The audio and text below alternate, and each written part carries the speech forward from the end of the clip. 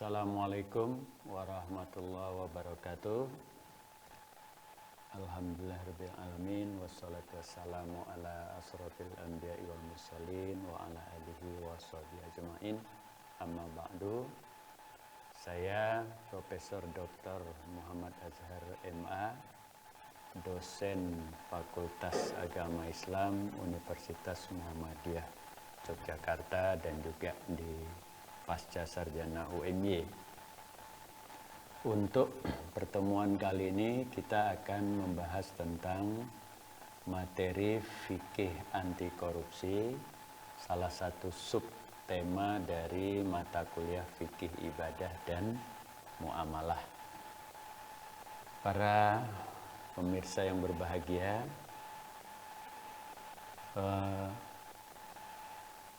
kasus korupsi ini merupakan sesuatu yang dikenal sebagai extraordinary crime atau kejahatan yang luar biasa.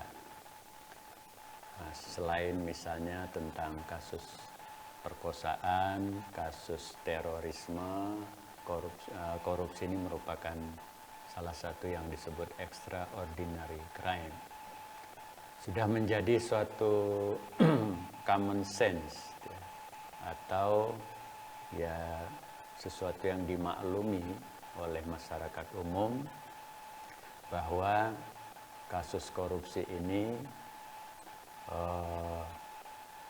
merupakan hal yang anti kemanusiaan ya. Jadi hal ini perlu dijadikan satu materi pembahasan terutama bagi para mahasiswa maupun kaum milenialis lainnya dan juga masyarakat umum. Adapun modus korupsi itu diantaranya karena keserakahan atau corruption by greed. Jadi orang serakah itu salah satu mendorong untuk melakukan korupsi. Tapi ada juga karena memang kebutuhan ya. Corruption by need, mungkin contoh kecil-kecilan kemarin itu ada seorang bapak yang mencuri HP tetangganya untuk belajar anaknya gitu ya. Tapi itu mungkin masih disebut korupsi kecil-kecilan atau pencurian. Tetapi itu juga bisa dimasukkan dalam aspek kebutuhan ya.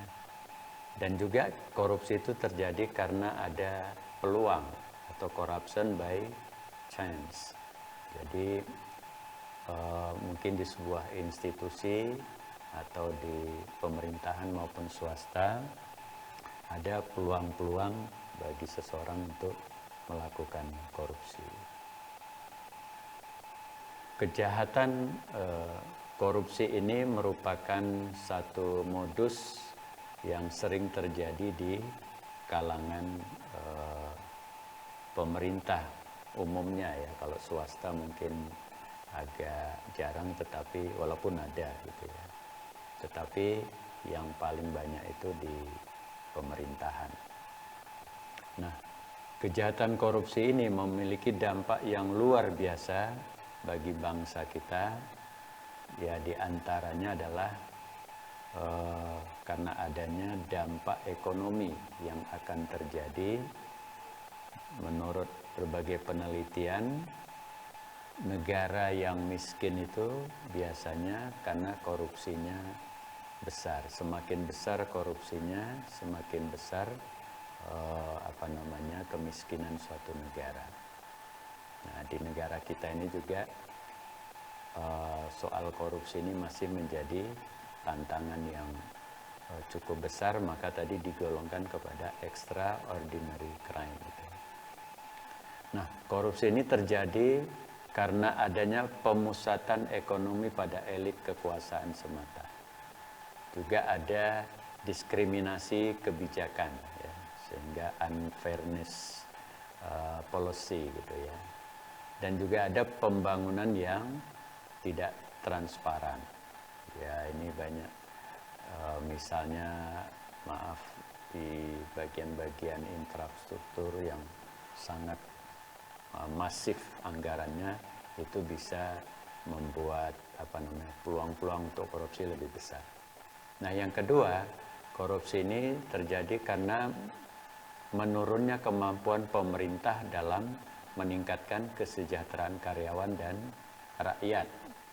Yang ketiga, dampak politik dan keamanan karena rusaknya sistem kenegaraan dan birokrasi.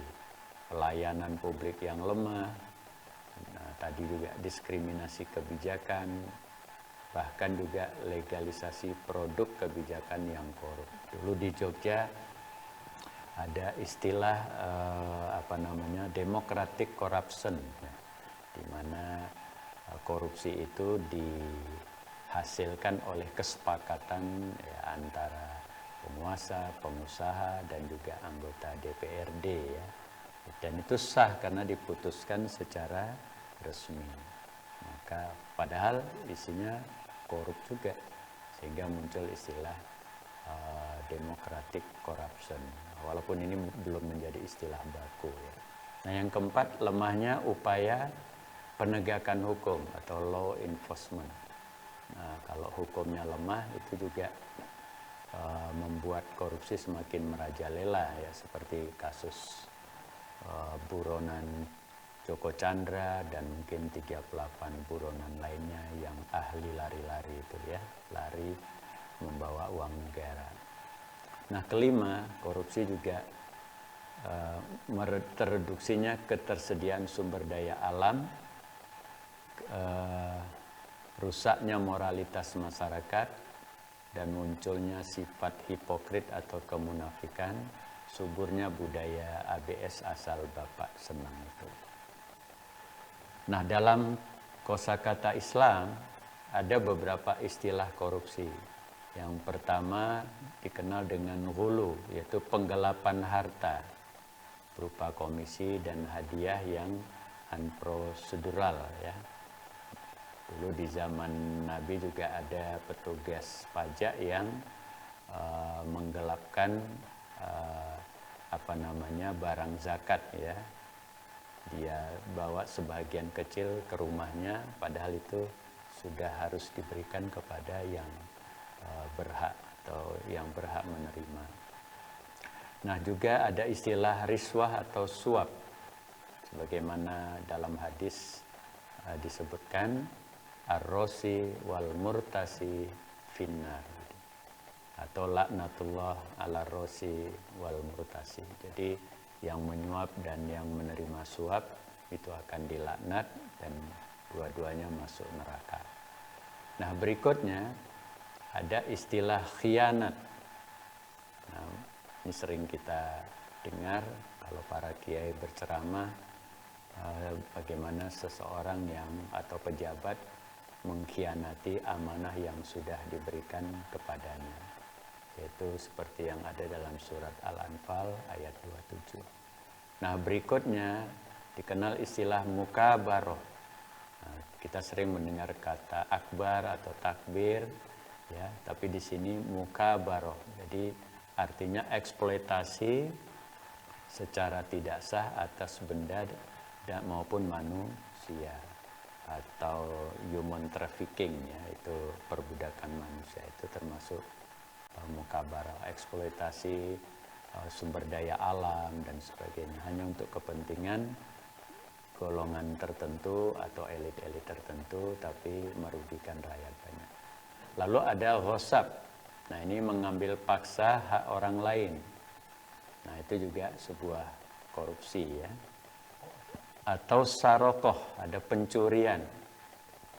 Nah, atau intikhab, merampas milik orang lain. Nah, ini ada kaitannya juga dengan corruption. Nah, berikutnya yang ketujuh yaitu aklusuh, memakan hasil atau barang haram. Nah, para pendengar yang budiman, jadi praktek korupsi ini sebenarnya sudah ada sejak zaman Nabi, seperti saya sebut tadi. Selain tadi ada kasus mengkorupsi sebahagian barang zakat, tapi juga ada yang tentara Islam waktu itu mengambil sebagian rampasan perang dan sebagainya, dan semua itu tentu melanggar SOP yang sudah diatur oleh Nabi Muhammad Shallallahu Alaihi Wasallam. Nah, berikutnya ada beberapa sanksi bagi para koruptor ya. Jadi pertama, sanksi takzir.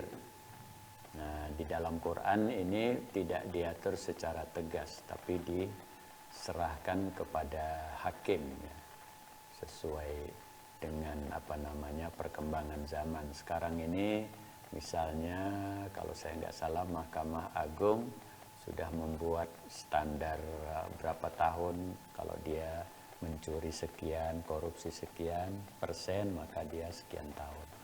Walaupun masih debatable sesama ahli hukum ya.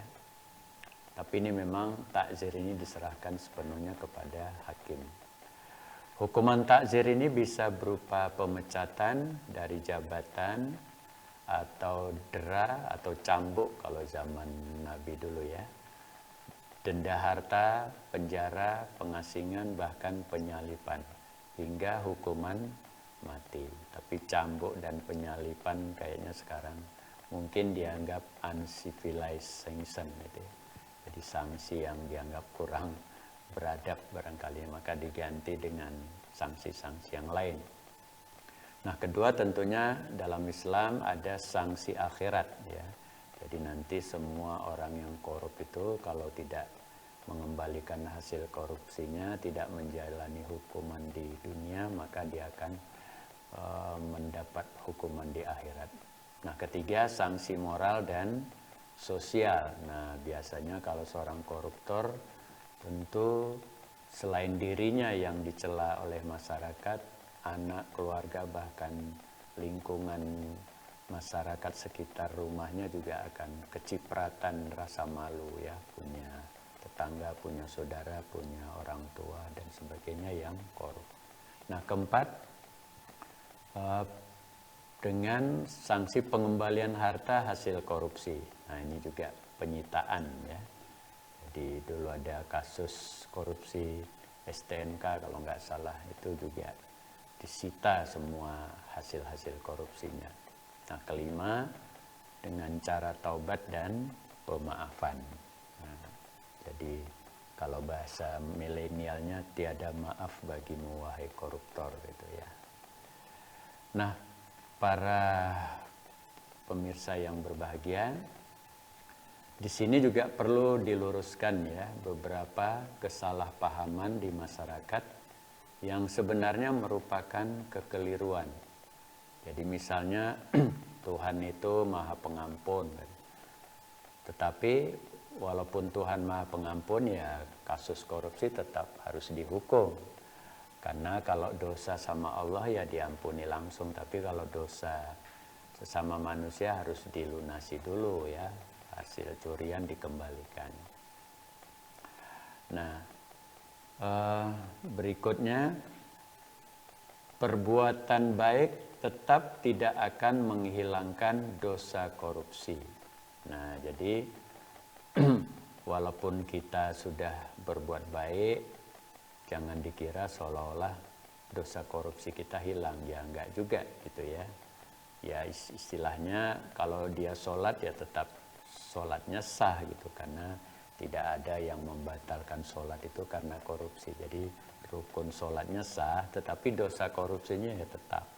Nah, jadi sholat ibadah lainnya tetap rajin, tapi juga bertobat juga dari korupsi, mengembalikan hasil korupsi kepada negara. Lalu berikutnya ada contoh di zaman Nabi untuk menunjukkan betapa beratnya dosa korupsi ya, sehingga Nabi pernah tidak berkenan atau Nabi moh mensolatkan jenazah orang yang mati karena korupsi. Jadi waktu mau disolatkan, Nabi tahu itu koruptor, Nabi tidak mau. Tapi untuk demi terlaksananya pelaksanaan fardu kifayah terhadap jenazah, maka Nabi memerintahkan sudah sahabat-sahabat kelas biasa saja untuk menyolatkannya. Nah, ini untuk menunjukkan bahwa orang-orang sekali bernabi atau orang yang dianggap paling soleh itu tidak bersedia menyolatkan koruptor. Nah, berikutnya bagaimana langkah-langkah pemberantasan korupsi. Nah, pertama yaitu memberantas budaya kultus dan paternalistik. Nah, ini biasanya kalau satu masyarakat itu sangat mengkultuskan seorang pimpinan, ya, seorang tokoh masyarakat atau yang dikenal dengan masyarakat paternalistik, maka biasanya budaya korupsi itu lebih mudah di tengah masyarakat yang serba kultus dan paternalistik. Maka harus diberantas budaya kultus ini. Boleh kita menghormati pimpinan, menghormati tokoh gitu ya, tetapi jangan sampai budaya menghormati pimpinan dan tokoh itu malah melegitimasi atau melegalisasi adanya korupsi. Nah, yang kedua, memberantas budaya hadiah. Ya, budaya hadiah ya. Jadi diberikan hadiah kepada yang memiliki kewenangan itu ya. Jadi hadiah itu boleh, tetapi kalau sudah tidak sesuai SOP maka dilarang gitu ya. Nah, berikutnya adalah bagaimana melakukan dekonstruksi budaya gitu ya. Jadi budaya ewuh pakewuh tadi atau rikuh ya. Jadi budaya komunalisme dalam kehidupan masyarakat Indonesia, terutama konteks masyarakat yang memiliki ketergantungan kolektif yang kemudian melahirkan sikap-sikap toleran pada praktek korupsi. Karena saking komunalnya, saking guyupnya gitu ya, saking tolerannya, akhirnya ada, itu bagus, tetapi di sisi lain justru bisa menjadi celah munculnya korupsi. Nah, mestinya ya guyup tapi guyup dalam kebaikan, bukan guyup dalam korupsi dan dosa ya. Kan di dalam Quran itu disebutkan wa ta'awanu 'alal birri wat taqwa wa la ta'awanu 'alal itsmi wal udwan. Silakanlah guyup gotong royong dalam kebaikan, tapi jangan dalam hal-hal yang dosa dan permusuhan. Nah, yang keempat, dekonstruksi budaya yang dilakukan adalah budaya budaya instan. Ini juga telah mendorong praktek penyimpangan dan korupsi karena sesuatu ingin diraih dengan serba singkat dan tidak mau bekerja keras. Jadi budaya instan, ingin cepat dapat ya. Nanti katanya kalau terlambat nggak dapat, nah itu juga ada bahayanya. Boleh, kita harus kerja cepat, kerja keras, tapi harus sesuai SOP ya. Jangan sampai justru membuka peluang untuk korupsi. Berikutnya adalah mengikis budaya permisif. Nah, ini serba boleh ya. Pokoknya laissez-faire kata orang Prancis apa orang Italia. Boleh saja, rapopo. Nah, memang rapopo itu kalau nggak dosa nggak apa-apa, tapi kalau rapoponya merugikan orang lain ya tetap popo gitu. Jadi budaya permisif, hedonis gitu ya, ingin senang-senang, hedon ya, dan materialis. Nah, jangan sampai jadi pejabat matre lah begitu, atau cowok matre, cewek matre katanya. Keenam, perlunya membangun budaya kritis dan akuntabilitas masyarakat. Nah, ini salah satu dekonstruksi budaya yang perlu kita bangun. Bagaimana masyarakat kita ajari bersikap kritis ya dan akuntabel, sehingga tidak memberi ruang terhadap lahirnya praktek dan tindak pidana korupsi. Nah, itu saya kira yang perlu dipahami oleh masyarakat. Maka Dari berbagai penjelasan di atas, kita menyimpulkan bahwa sebenarnya korupsi itu sudah ada sejak zaman Nabi Muhammad Shallallahu Alaihi Wasallam dan terus berlanjut. Intinya adalah korupsi itu mengambil hak orang lain, cuma mungkin modusnya, bungkusnya berkembang sesuai dengan perkembangan zaman, dan sanksi hukumnya juga akan terus berkembang. Nah, baik sanksi secara agama, moral sosial maupun secara undang-undang. Demikianlah para pemirsa, lebih kurangnya mohon dimaafkan. Wabillahi taufik wal hidayah. Wassalamualaikum warahmatullahi wabarakatuh.